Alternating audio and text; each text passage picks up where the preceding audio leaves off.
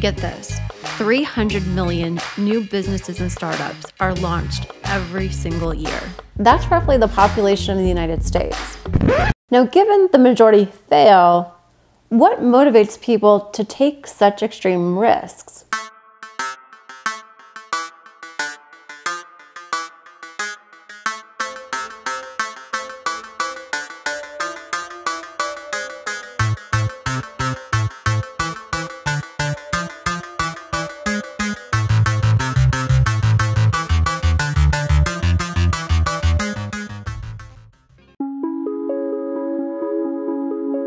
The pandemic created an unexpected boom in entrepreneurship. Unlike the Great Recession, between 2019 and 2022, household wealth rocketed 36%. This is the most rapid increase on record. With generous stimulus checks and empowered with new technologies, Americans were free to make entrepreneurial decisions, and they did in record numbers.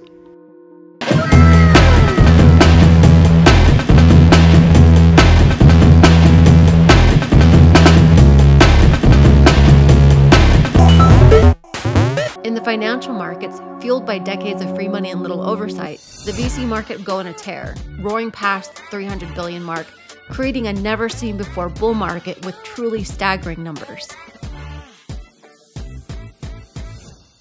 Tonight is the cracked Silicon Valley Bank. WeWork filing for last night bankruptcy, Chapter 11. $1 billion in customer funds are missing. The company secured $260 million in new capital in 2022. It is shutting down operations. It was a wild ride. The cash burn, it just didn't matter to anyone involved. It was growth at all costs. Of the mass extinction event for startups as cash dries up. After the first wave, over 300,000 tech workers had lost their jobs. $27 billion in investor capital would be lost from 3,200 startups that failed. And at the end of 2023, dry powder across all global private capital strategies would sit at $3.9 trillion, $2.4 trillion coming from private equity alone. And we hadn't even yet reached the bottom. Bank of America, hiring freezes and layoffs are the new trend. But the most recent layoffs from buy now, pay later firm Klarna. The new year is not starting off on a happy note for workers at some of the country's largest tech companies. Amazon reversing the hiring spree went on during the pandemic. I really just didn't think you could cut that much, 25% of your headcount. And that's what he did. Or had we reached the bottom and this was something different? An entirely new trend. This is actually Google getting into position for an AI platform shift that will require a different kind of workforce.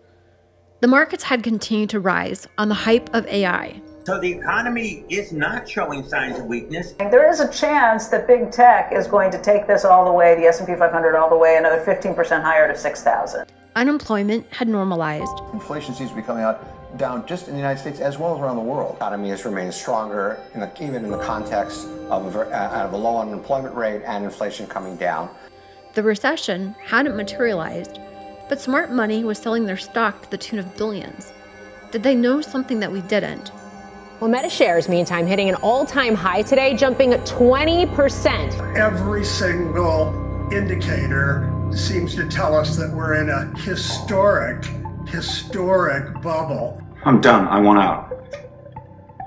It's just money. Volatility in markets, the pandemic, extremes, boom, busts, bubbles, and downturns have accelerated the increase in the number of businesses being created, despite investor funding being nearly half the previous year's value. People are finding that they would rather be behind the wheel when they drive off the cliff than in the back seat.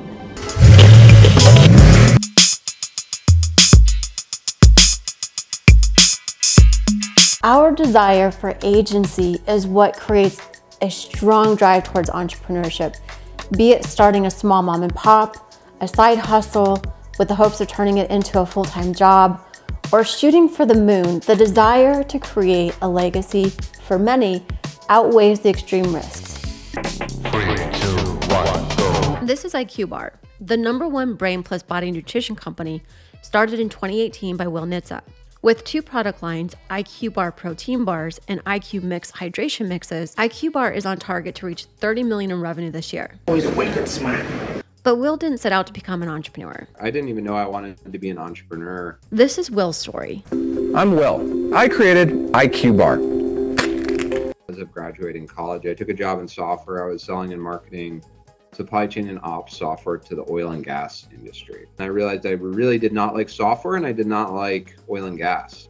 And I didn't really like having a boss either. You do not interrupt me when I am busy. Do you understand me? 6 months into selling software and gas products, Will, at 26, knew that the traditional route just wasn't for him. There's like the structure of having a boss and having to toe a certain line and not being able to leverage my own creativity and things like that. I didn't like that. With the desire for creative freedom and autonomy, Will would seek his passion and start a company along the way. 6 months into it, I thought, okay, I want to do my own thing.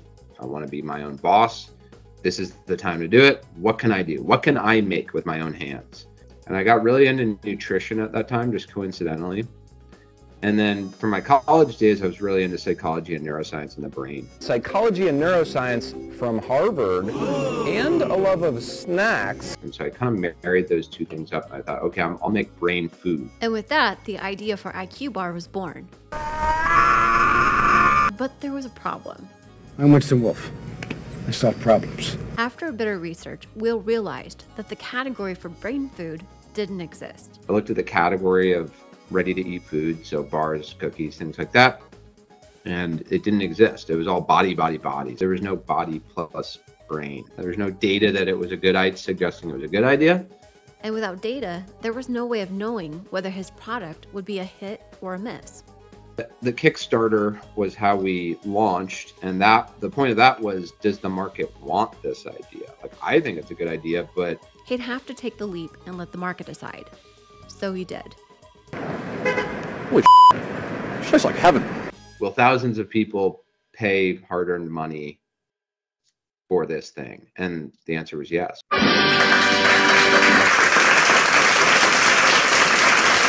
This shit hot. Up, down, up, down, up, down, up, and down. Elevator up, down. The reality is that entrepreneurship is hard and 90% of startups will fail. But with some tenacity, mixed with a good plan, and the ability to quickly pivot as problems arise, entrepreneurship can be a challenging but rewarding path for many. All right, so you're ready to become an entrepreneur, but you don't have a business idea yet, or do you? The truth is, the best business ideas are ones that are deeply rooted in things we're already familiar with. And the good news is that just about any skill or hobby can be turned into a business. Chances are, if you need it, others will too. And if you provide great service, people will be willing to pay for it. So here's our idea. We have a micro orchard. Every year we glean the trees and are left with way more fruit than we can personally consume. We thought, what if we could connect with local restaurants, brewers, and juicers? First order going out. But how does one get their fruit from tree to market? And what would motivate these fine purveyors to buy our fruit in the first place? I'm gonna bust into this thing. Juicy. Yummy. We'd gotten this far, but it was time to call in the big guns. We reached out to our friends at Cloud Underground, a super smart consortium of startup advisors, and this is what they said.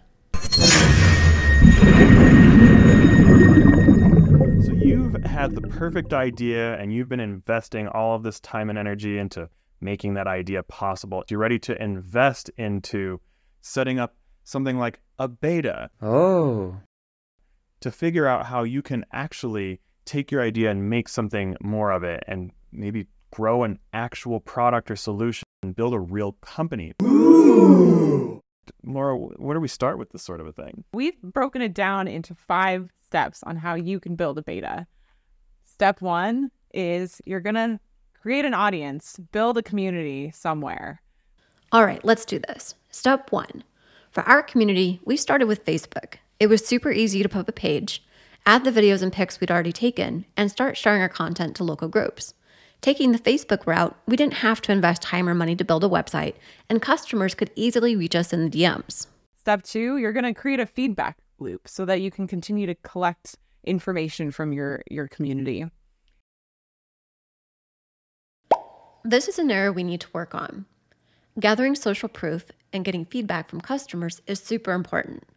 One of the ways that we can improve is to include a follow-up survey with every purchase. And to encourage our customers to participate, we might want to discount their next order. The trick to making your customers feel valued is to meet them where they are authentically with the things that they love. Step 3, you're going to talk to your community a lot. That's a big part of this process. We love talking to customers. And what's great about building a social community is the access and speed at which we can receive and also return feedback. Step 4, release a test. And this is where episode 1 ends.